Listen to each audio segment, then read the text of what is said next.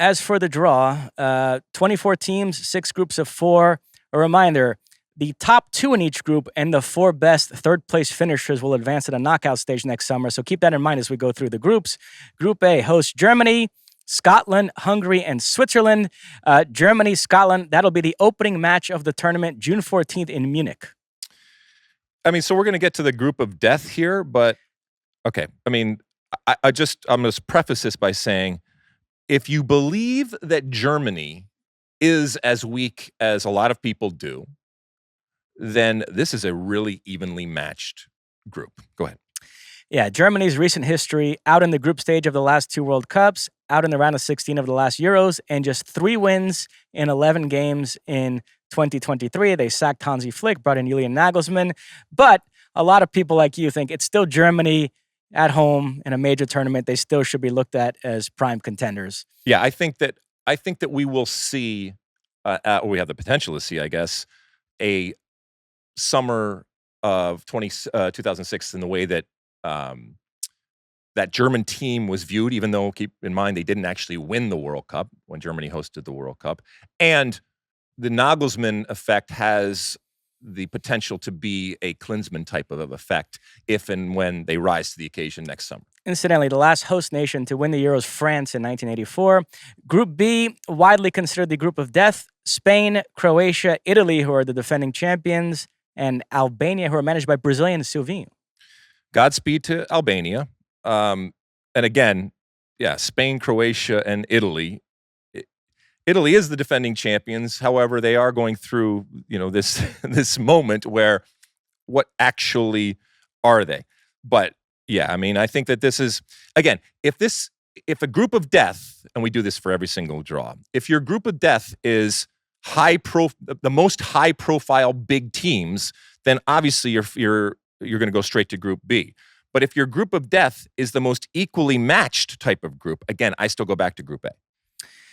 Albania is the Costa Rica of this group. You might recall in the 2014 World Cup, Costa Rica was in a group with Italy, Uruguay, and England. Everybody thought they were going to be cannon fodder, and they ended up topping that group. So we'll see if Albania can pull off a similar surprise. The only country to win back-to-back Euros is Spain in 2008-2012. Italy looking to do that here. They beat Spain on penalties in the semis of the last Euros, but Spain just won the UEFA Nations League, topping Italy and Croatia along the way. Albania should hope to be even close to the Ticos, my friend. But yes. Go ahead. Group C, Slovenia, Denmark, Serbia, and England. Remember, England beat Denmark in the semifinals of the last Euros. All right, England with the coffee and a smoke in this group. They have got to look at this as not just winning not just topping the group, but winning every single game here.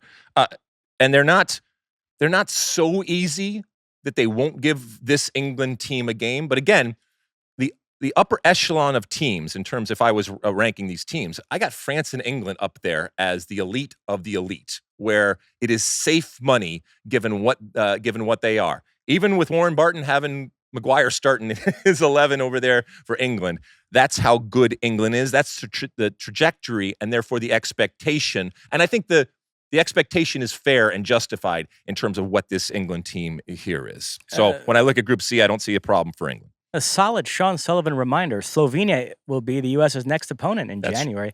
Now, that match occurring outside the FIFA window, so I'm not sure how many Slovenian players from their Euro squad will be involved in that game. We'll see. That's still, it'll be fun. That's happening in San Antonio. Correct. I think, yeah. And sold out, evidently, I hear. So people are excited down there in Texas to watch the U.S. national teams play. Some good strikers in this group. Harry Kane, Rasmus Højlund. You've got Mitrovic and Vlahovic with Serbia. Then we go to Group D, which is Netherlands, Austria, France, and then playoff Path A team, which would be either Poland, Estonia, Wales, and Finland. And if it does end up being Poland and Lewandowski, I still would say Group B would be the group of death, but this would be a close second. Netherlands, Austria, France, and Poland would be an interesting group.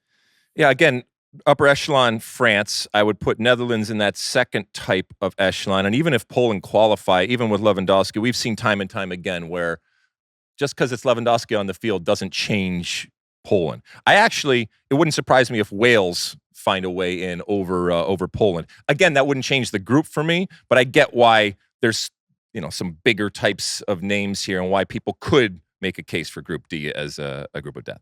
Group E, Belgium, Slovakia, Romania, and then playoff team B, which would be either Israel, Iceland, Bosnia-Herzegovina, or Ukraine. I think Ukraine is the strongest of that quartet, so they would add some juice to that group. The Israel-Iceland game it's to be determined where they're actually going to play, given the situation in Israel. Can you imagine if it ends up being Israel against Ukraine for an opportunity to go to Euros? Oh my goodness. It'd be kind of neat to see either Ukraine or Israel go through. And I think they got a chance, yeah. All right. And then Group F, Turkey A, Portugal, Czechia, and then playoff team C, which would be either Georgia, Luxembourg, Greece, or Kazakhstan. Greece, obviously, your 2004 champions. They beat Portugal famously in that final. Although I'm pulling for Georgia because we talk about Holland missing out. I'd like to see Kvaratskhelia play in the Euros. You'd like to see Georgia make another final. Okay. All right.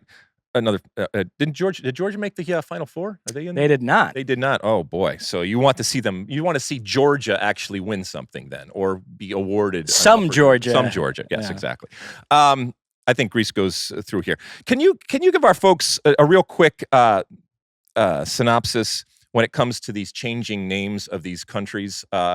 Because you'll hear now going forward, and this will happen into the summer, that what we once all thought of and referred to as Turkey has changed, and what we once, I guess, thought of and referred to as, well, first Czechoslovakia and then the Czech Republic has changed too.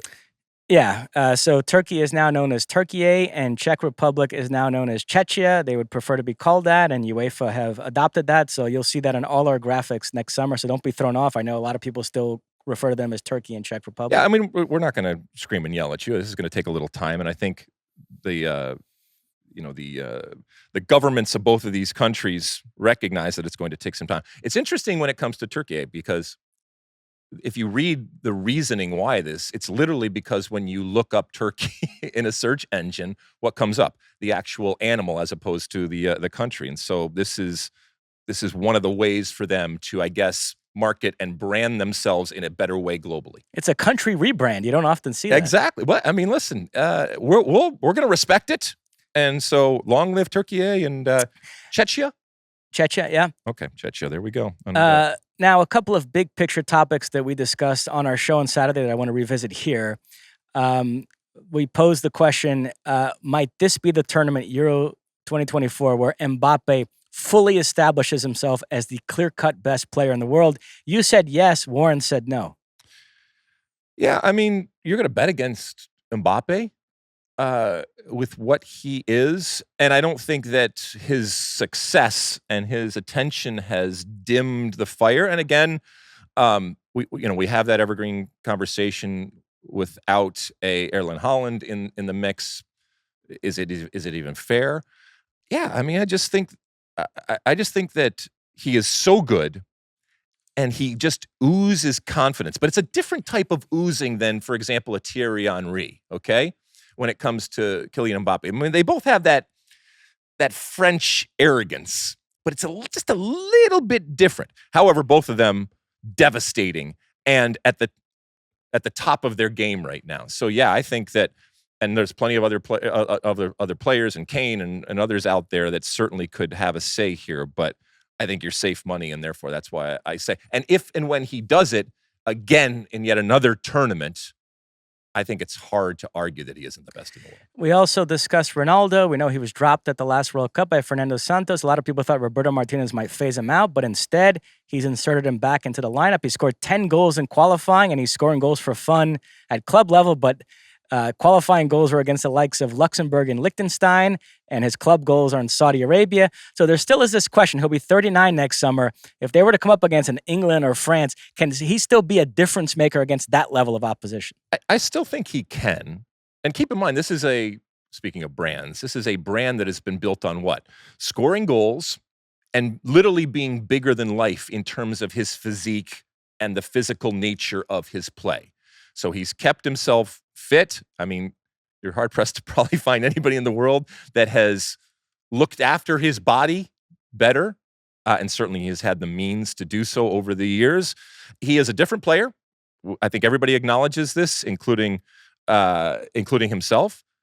But I still think that he will rise to the occasion and that he will be important and he will take pressure off of others so this next generation or just others that are less known when it comes to Portugal can find their joy.